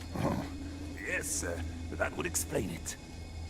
I've never smelt your kind before. Wherever you're from, you are welcome here. My prices are the same for all. You may also be interested in information. Buri, Akari, even the great king himself. None keeps secrets from Wad. So, how can I help you? Business it is. There's a side quest where you can help the guy's dog, and then it gives you a permanent account unlocked to have the dog as your I'm sure I... helper.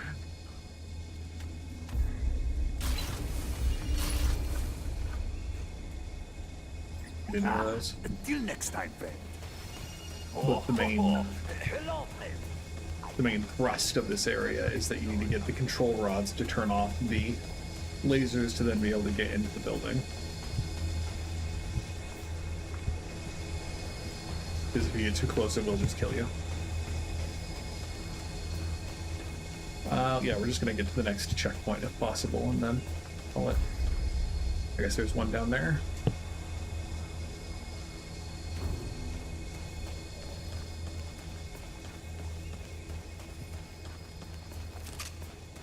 That's less fun, so we're gonna go to the end of this stretch.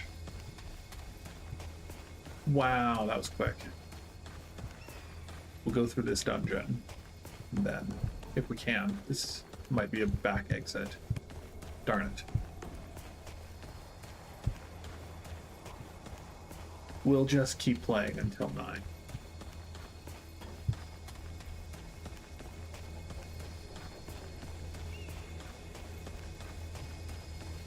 Oh, hello, friend. I lack sight, but I know a customer when I smell one.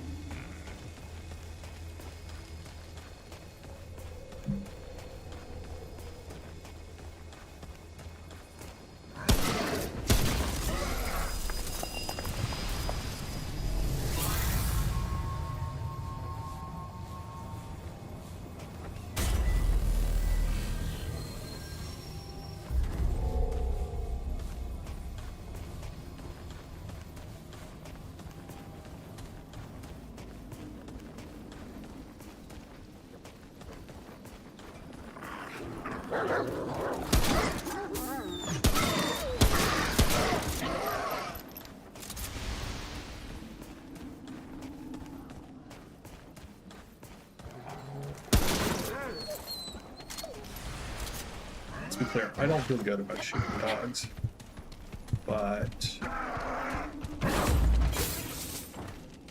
they're quick and annoying when they aggro, and we're just not going to bother giving it a chance.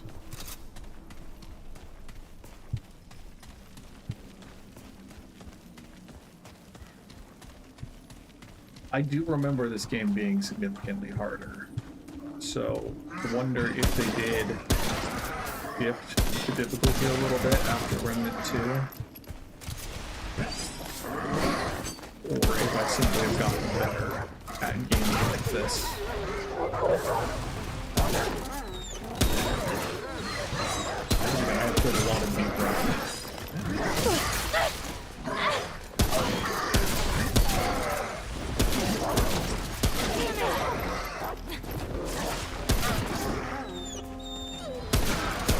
There's an elite somewhere shooting the poison at me. Maybe. That was rough.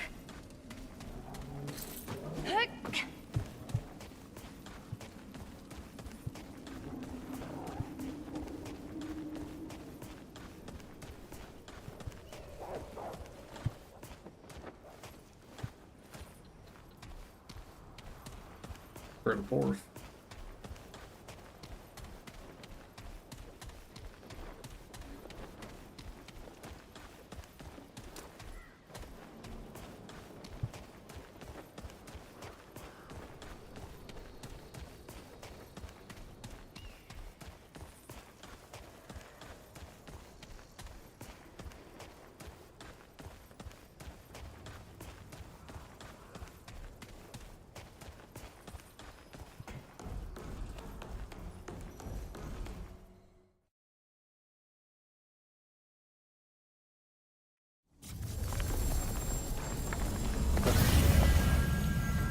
Very likely to die in this area because the skulls that fly around here are awful. So we're just gonna go quickly, see if we can make it through, and if not, we'll call it there.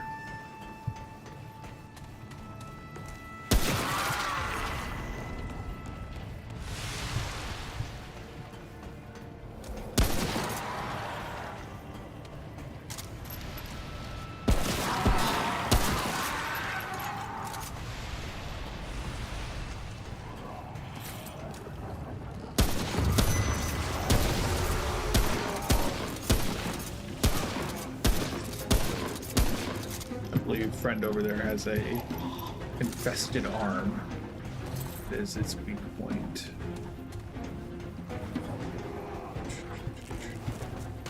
As I recall, though, it's pretty slow. And it already mostly killed it, so.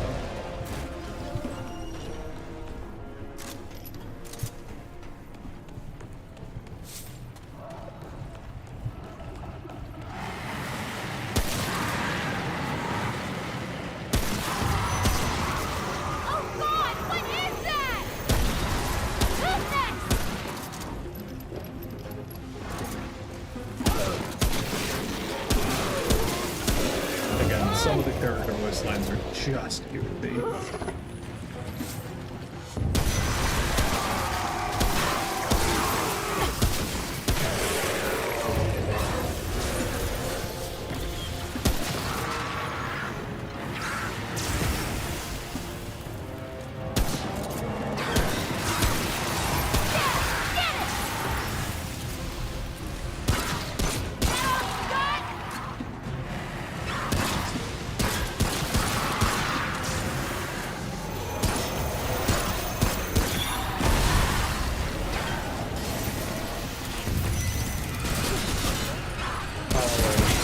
Things are awful.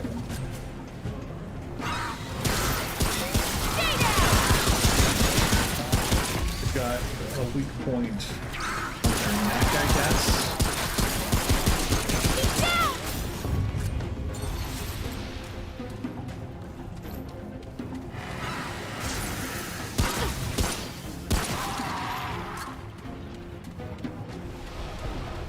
There's so much to loot in these areas.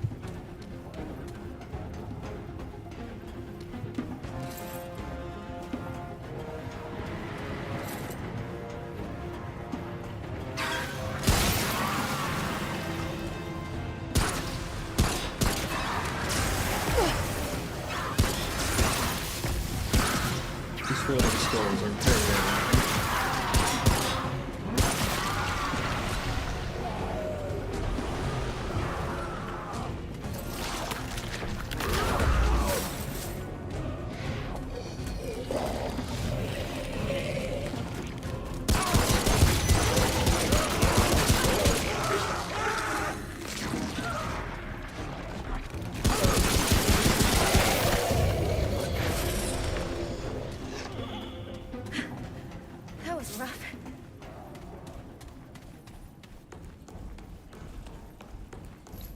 we just keep rushing, we might even make it to the boss of the area. If indeed this area has a boss.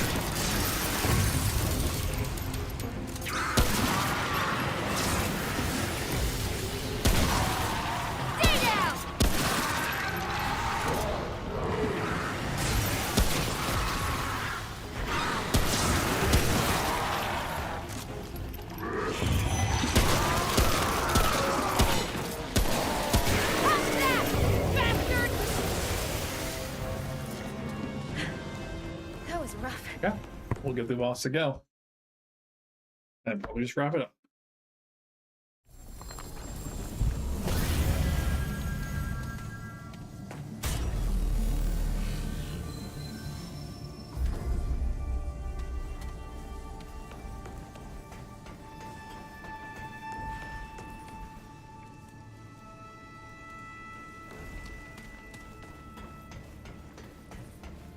Yeah, I know this boss. Kind of a pain. The weak point, I believe, sometimes just gets covered. Or when you shoot it, it releases stuff at you. Something about it's annoying.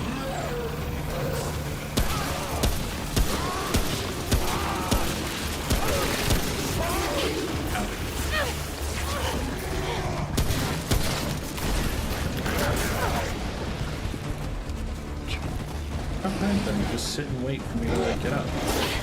I'm in trouble.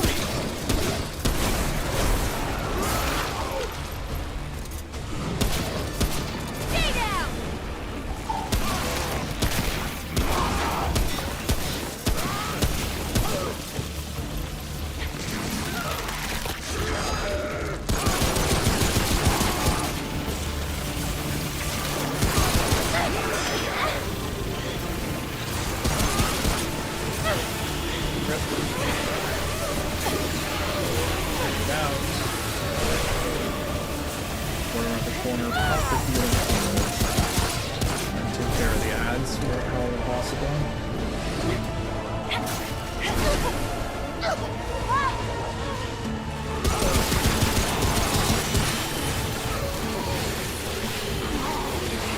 I think iodine is an item in the game. I just don't have any.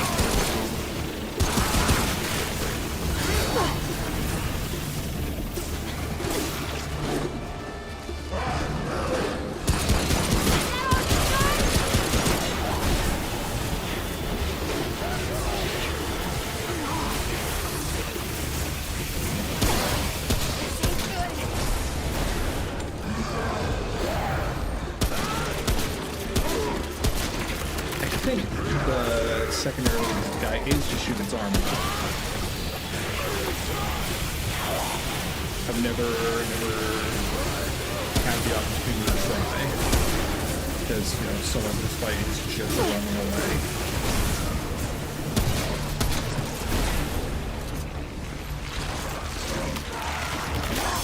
Yeah, it was such a bad fall. Over time.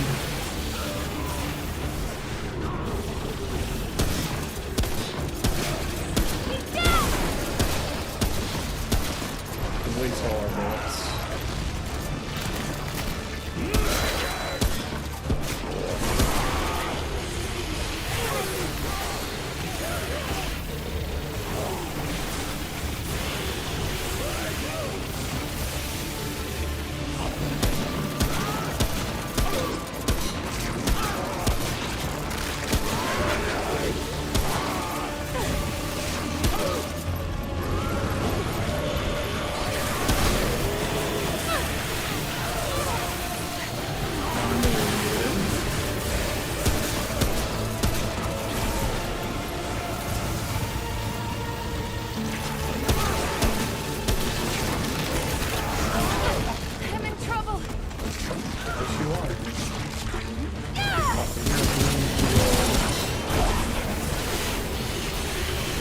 jump around only long enough to top off, avoid as many of these bullets as you can.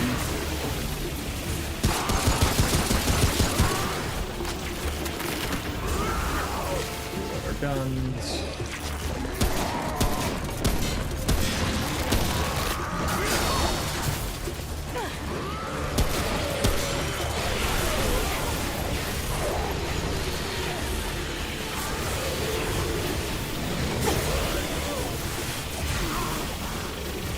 Oh, radiation just shortens my stamina though. Okay. Stamina bar, whatever.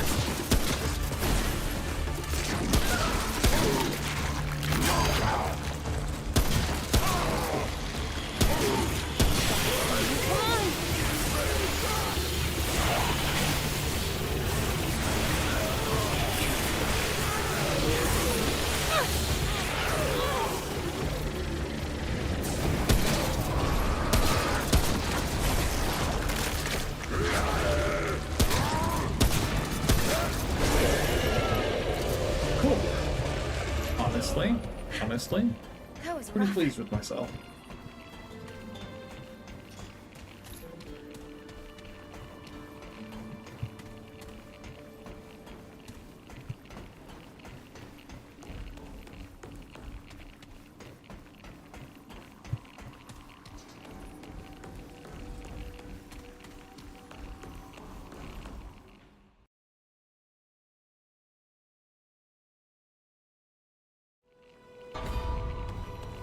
Cool.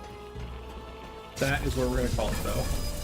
I mostly just wanted to play this in a while, and it's, again, I find the shooting to be very satisfying in this game. So yeah, I recommend it if you have friends, especially. You can get it on sale for pretty cheap. About $7, maybe $5 is what I'd expect to pay for it. We just had the winter sale; it was on sale then, but it goes on sale a lot. So yeah, the rest of this week, Thursday, we have Tears of the Kingdom. I don't know how long I'll be streaming. It depends a little bit on, other events. And then Friday will be Armored Core. Think that's about everything. There aren't any big game releases that I'm currently tracking for January. We'll see about February, but yeah. Otherwise, I hope that you have a good week. Most colleges, as I understand it, are starting classes next week, unless you are unlucky, in which case I hope that you survive your first week of classes. Anyway, thank you for watching. If you enjoyed, please like the video and feel free to subscribe to the channel. I always appreciate it. And otherwise, I hope you have a good week. As always, bye-bye.